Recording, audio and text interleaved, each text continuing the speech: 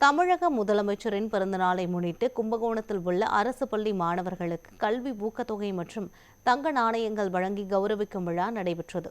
தஞ்சாவூர் மாவட்டம் கும்பகோணத்தில் உள்ள 15 அரசு மற்றும் அரசு உதவி பெறும் பள்ளிகளில் பொதுத் தேர்வுகளில் அதிக மதிப்பெண்கள் பெற்ற மாணவர்களுக்கு பாராட்டு விழா நடைபெற்றது.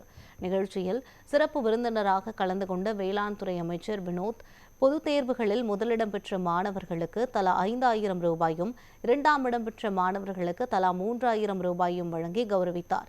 மேலும் பொதுத் தேர்வில் மாநகர அளவின் அதிக மதிப்பெண் பெற்ற 2 மாணவர்களுக்கு தங்க நாணயங்கள் வழங்கி கௌரவித்தார். தமிழக முதல்வரின் பிறந்த நாளை முன்னிட்டு நடைபெற்ற இந்த நிகழ்ச்சியில் மாணவர்கள், பெற்றோர்கள் உள்ளிட்டோர் கலந்து கொண்டனர்.